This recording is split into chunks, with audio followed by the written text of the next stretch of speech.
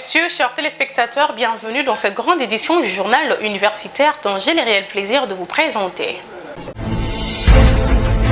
Débutons ce journal à l'université du CEPROMAD où le chef des travaux, Nsaman Loutou, héritier de la faculté des management et des sciences économiques, a soutenu publiquement le week-end dernier sa thèse de doctorat intitulée « Système de gestion de la qualité totale pour l'amélioration de la gouvernance dans les établissements de l'enseignement supérieur universitaire en République démocratique du Congo, application du modèle NHL dans les réseaux des universités du CEPROMAD ». Cette recherche propose des pistes pour renforcer la gouvernance et la qualité de la gestion au sein des établissements des laits sursis. Suivez ce reportage que vous propose Jérès Landou et Christian Moukonkole.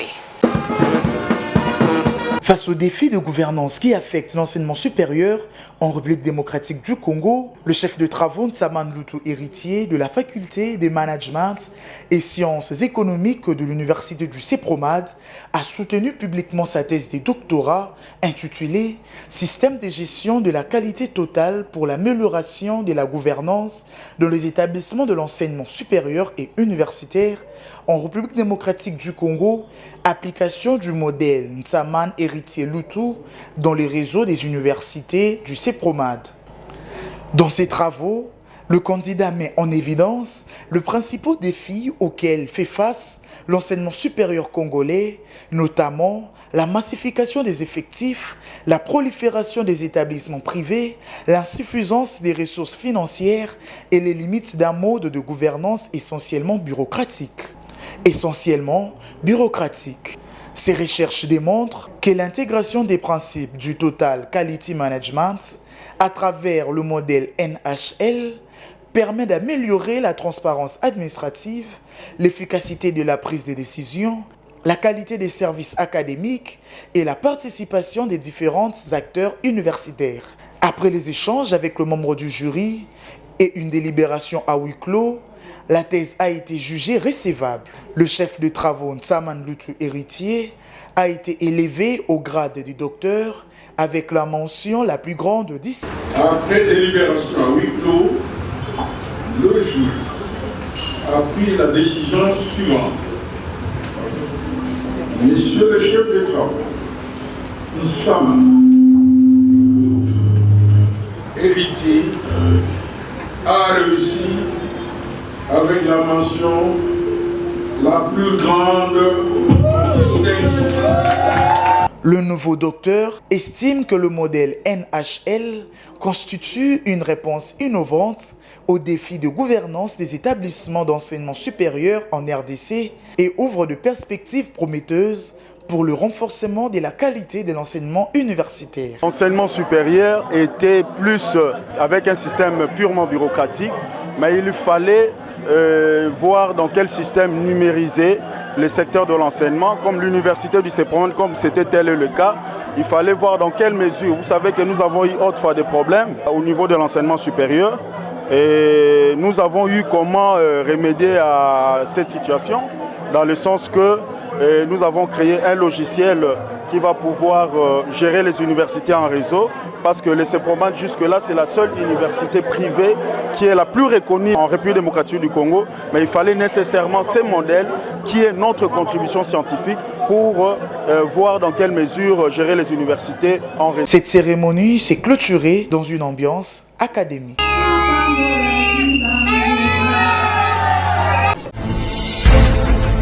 Valoriser scientifiquement les plantes médicinales utilisées en République démocratique du Congo afin de démontrer les priorités thérapeutiques contre la drépanocytose. C'est l'objectif de la recherche menée par Ndundi Panzou Nelly de la faculté des sciences et technologies, mention chimie et industrielle de l'université de Kinshasa qui a consacré son mémoire des diplômes d'études approfondies à l'étude phytochimique et à la bioactivité des extraits de feuilles d'Euphorbia hirtael et des Jatropha padogrica.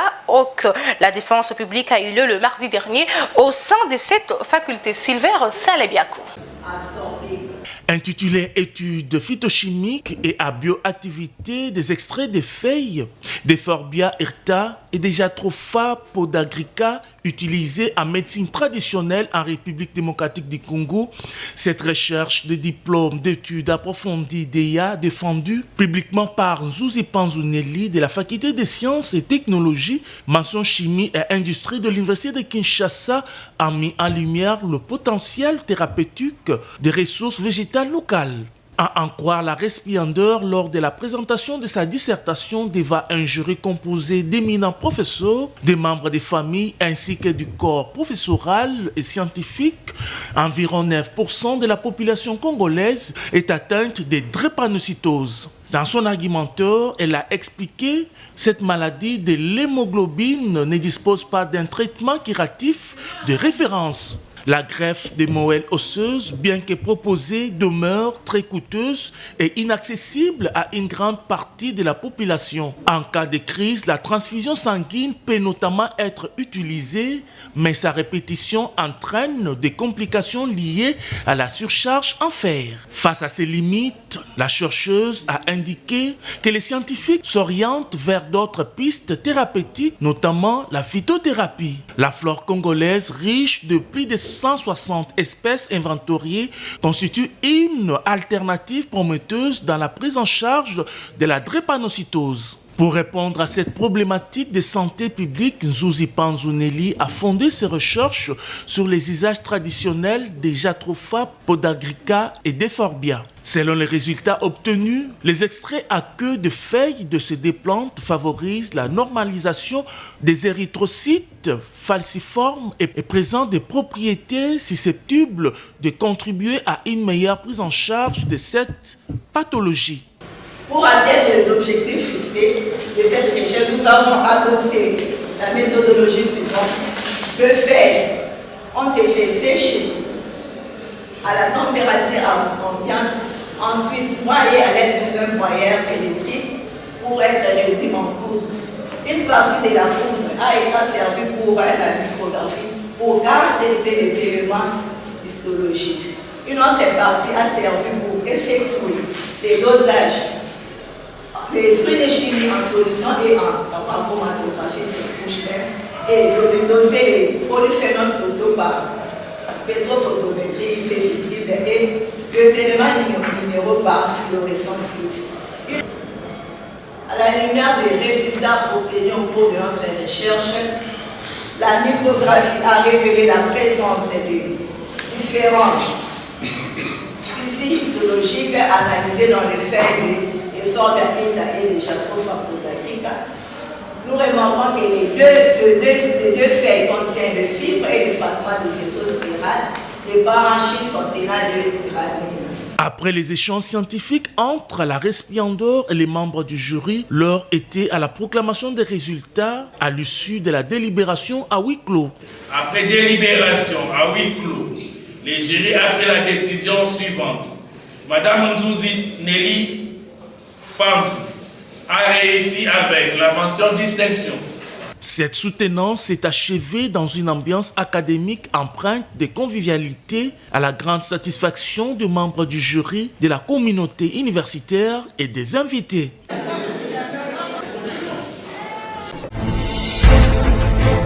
Changeons de chapitre à présent, l'hôtel Fleuve Congo a servi de cadre mardi dernier à la cérémonie du vernissage de l'ouvrage d'Amory Kitenge, procureur de la République, intitulé « Lexique pratique des exceptions de fin de non-recevoir, les exceptions de A à Z », une publication de 320 pages parue aux éditions Les Extensions destinées aux magistrats, avocats, enseignants, étudiants en droit et à tous les praticiens de la justice. Tonton Biongo pour plus de détails. Plusieurs personnalités politico-administratives, des avocats, des magistrats, de professionnels du droit, des enseignants, des étudiants, des chercheurs, des passionnés des littératures, des invités de marque ainsi que le membre de la famille de l'auteur ont pris part mardi dernier à l'hôtel du Fleuve Congo à la cérémonie de vernissage de l'ouvrage intitulé « Lexique pratique des exceptions et fin de non-recevoir, les exceptions de A à Z ». Cet ouvrage de 320 pages est publié aux éditions Les Extensions. Cet Cette rencontre scientifique et juridique de grande importance a été marquée par un mot de circonstance suivi de la projection d'une vidéo retraçant le parcours de l'auteur et présentant son œuvre. Prenant la parole, le procureur Emmanuel Amouri Kitenge a expliqué que son ouvrage est structuré en deux grandes parties. La première est consacrée à la définition des concepts d'exception et de fin de non-recevoir, tandis que la seconde analyse en profondeur 70 exceptions rencontrées dans la pratique judiciaire. L'auteur a souligné que cet ouvrage témoigne de son engagement en faveur du renforcement de la culture juridique et de l'amélioration de l'administration de la justice, en abordant avec clarté, rigueur et méthode les notions relatives aux exceptions et aux fins de non-recevoir. Ces livres mis à la disposition de magistrats, des avocats, des enseignants, des étudiants ainsi que de tous les praticiens du droit, un outil de référence à la fois pratique, pédagogique et accessible. Le moment tant attendu, les baptêmes de l'ouvrage a été présidé par le procureur près la Cour constitutionnelle Emmanuel Minga. Donc nous te baptisons dans cette précieuse salle du fleuve Hôtel et nous te souhaitons plein succès. À l'issue de la cérémonie, l'auteur est revenu sur les motivations ayant conduit à la rédaction de cet ouvrage, ainsi que sur sa contribution au renforcement de la pratique judiciaire. Ce livre contient deux parties. Dans la première partie, nous avons analysé les concepts, exceptions et fin de non-recevoir. Nous avons opéré les distinguos en donnant les conséquences pour chacune de ces deux notions. Dans la deuxième partie du livre, nous avons décortiqué 70 exceptions.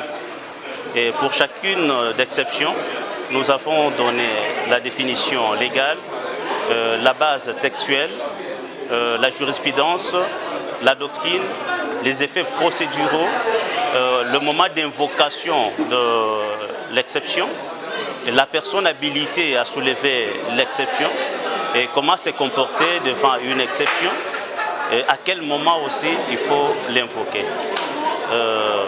Et c'est au moins ça. Et nous avons aussi établi la différence entre l'exception de criminel tiers et civil en état et l'exception des faux en écriture. Il convient de signaler qu'au cours de cette cérémonie, l'auteur a honoré plusieurs hautes personnalités en leur offrant des exemplaires dédicacés de son ouvrage. La journée s'est achevée par une vente aux enchères, suivie d'une séance de dédicaces dans une ambiance conviviale. Parlons à présent de la conférence débat organisée par la coordination des étudiants de l'Université pédagogique nationale sous la conduite de Samuel Kombe, coordonnateur, et de son vice-coordonnateur Grady Mbaki autour du thème « La SENSAP au cœur de la protection sociale des agents publics, préparer les étudiants à leur future carrière dans la fonction publique ». Suivez. Dans le cadre de sa politique d'encadrement scientifique et de professionnalisation des étudiants, la coordination des étudiants de l'Université pédagogique nationale sous la conduite de Samuel Kombe, coordonnateur, et de son vice-coordonnateur Grady Mbaki a organisé cette conférence autour du thème « La SENSAP au cœur de la protection sociale des agents publics ». Préparer les étudiants à leur future carrière dans la fonction publique. En ouvrant la rencontre, Samuel Kombe a souhaité la bienvenue aux représentants de la Caisse nationale de sécurité sociale des agents publics de l'État, ainsi qu'aux étudiants venus nombreux. Il a souligné que cette conférence revêtait un caractère particulier car elle répond à la nécessité de préparer les futurs diplômés aux réalités de l'administration publique. Selon lui, au-delà des connaissances théoriques acquises dans les auditoires, les étudiants doivent également maîtriser le mécanisme qui régisse leur future carrière, notamment en matière de protection sociale, de sécurité professionnelle et des prévoyances. Prenant successivement la parole, les experts de la SENSAP ont présenté la mission fondamentale de leur institution qui consiste à garantir la protection sociale des agents publics de l'État tout au long de leur parcours professionnel. Ils ont expliqué que la SENSAP a pour vocation de prévenir les conséquences sociales et économiques liées aux aléas de la vie, notamment la retraite,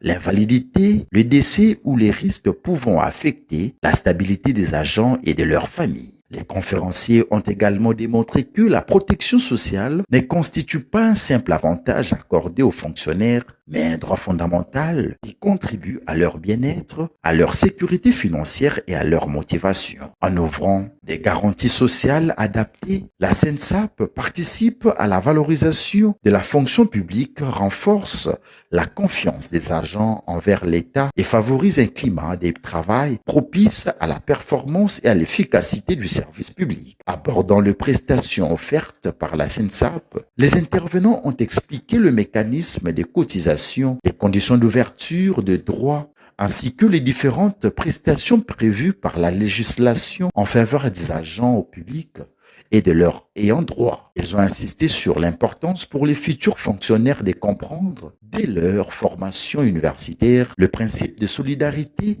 de responsabilité et de prévoyance qui fondent le système de sécurité sociale. À travers des échanges interactifs, les étudiants ont obtenu des réponses à leurs préoccupations sur le fonctionnement de la SENSAP, les procédures administratives ainsi que les avantages liés à l'affiliation. Cette interaction a permis de rapprocher les futurs cadres de l'État de réalité de la gestion de leur carrière et de renforcer leur culture administrative. Par cette initiative, il y a lieu de noter que la coordination des étudiants de l'UPN sous le leadership de Samuel Combé et de Grady Mbaki réaffirme son engagement à offrir aux étudiants des espaces d'apprentissage en phase avec les exigences du monde professionnel. Pour boucler les boucles, les diplômes d'excellence ont été remis aux orateurs par la coordination des étudiants de l'UPN dans une ambiance conviviale.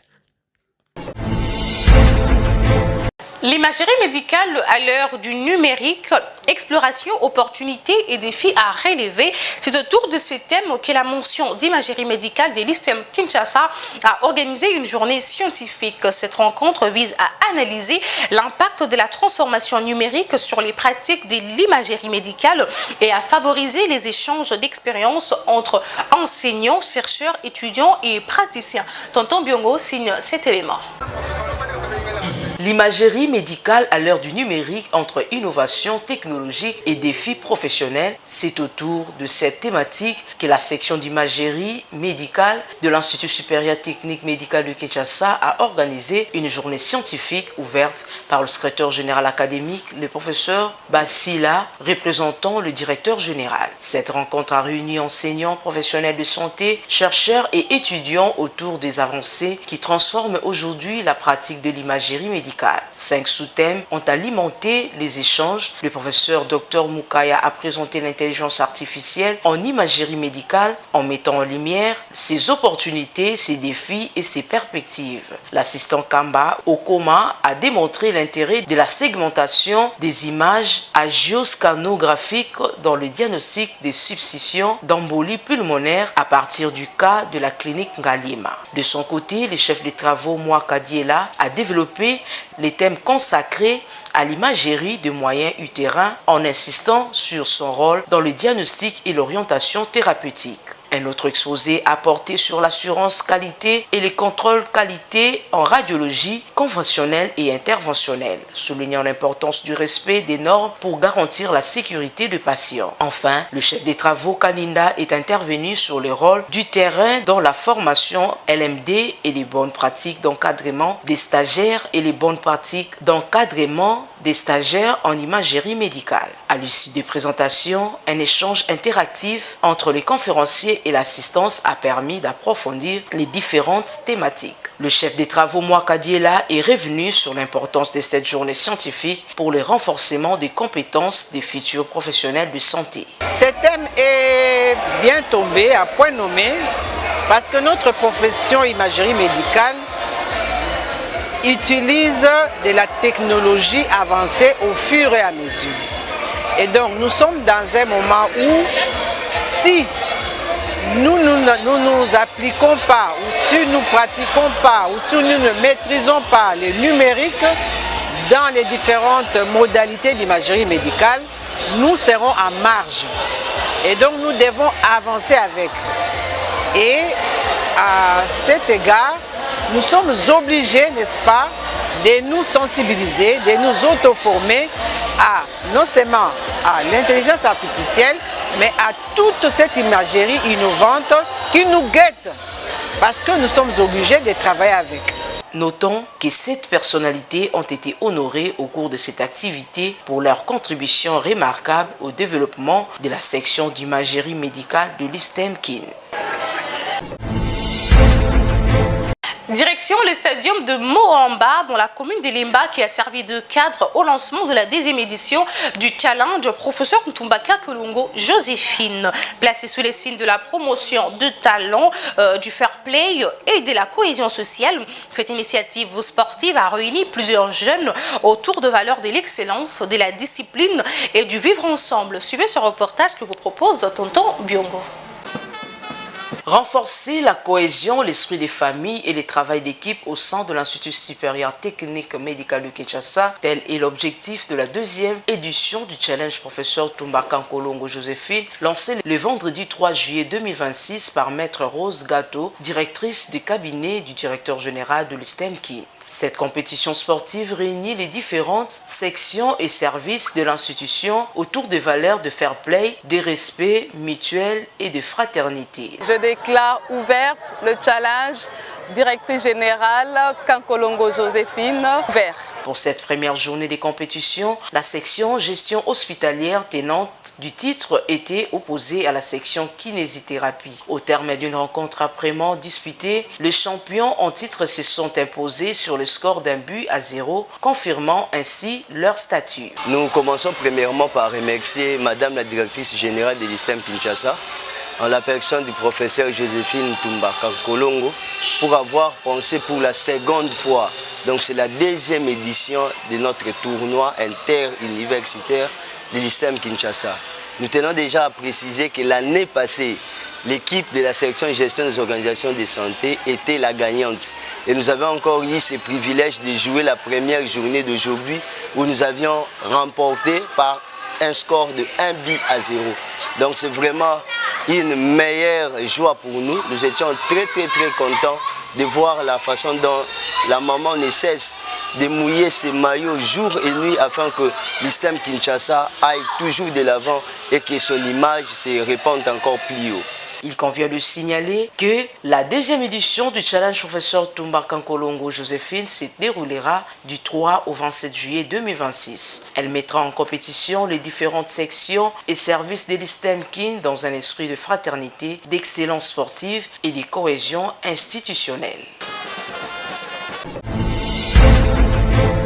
Avant de boucler cette édition, parlons de la représentation nationale des étudiants du Congo, ERNEC, un sigle qui a organisé le 5 juillet dernier un match amical dénommé Choc des leaders au terrain Lisanga dans la commune de Lagombe. Cette rencontre sportive a opposé le coordonnateur des étudiants de plusieurs universités de Kinshasa au vice-président des étudiants. L'objectif était de renforcer les relations de collaboration et de fraternité entre les établissements de l'enseignement supérieur universitaire, recherche scientifique et innovation. Suivez.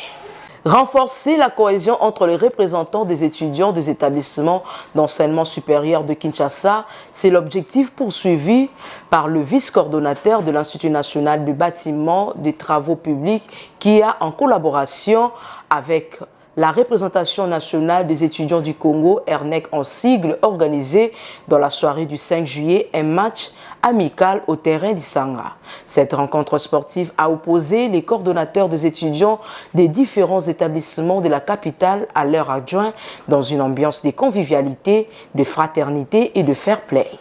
Avant le coup d'envoi, le président national de la ERNEC, Alexis Boukassa, a prononcé les mots de circonstance avant de donner la première touche des balles, marquant ainsi le lancement officiel de la rencontre.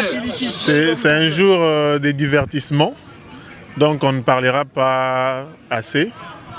Tout ce que je pourrais vous demander, c'est de prendre en compte les jours réservés pour nous détendre. Déjà parce que nous réfléchissons beaucoup.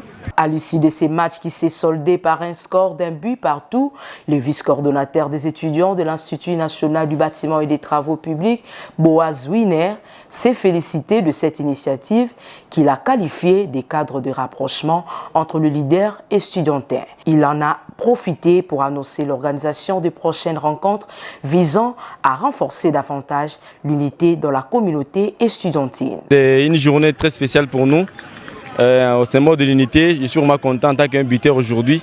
La RENEC, c'est une famille qui réunit tous les étudiants du grand monde, du Congo, tout ça. Je suis fier que cette unité puisse encore être progressive. Nous allons marcher. Et les Nations l'ont dit que la famille, c'est toujours la famille. Alors l'unité que nous prenons dans de la RENEC, c'est une unité au moins où nous sentons que les étudiants doivent prendre dans tout.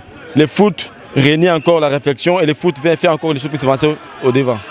Ouais, cette journée a été marquée en vue de réunir encore la fraternité qu'il y a autour du président avec qui nous partageons tout le temps. C'est vraiment une chose très capitale que j'aime saluer. Donc c'est une initiative que j'ai eue pour rassembler tous les présidents et les vice-présidents afin que l'unité soit encore prônée au devant. Notons que cette rencontre sportive s'inscrit dans la vision de la RENEC de promouvoir la cohésion, les vivre ensemble et la solidarité entre les représentants des étudiants de la République démocratique du Congo.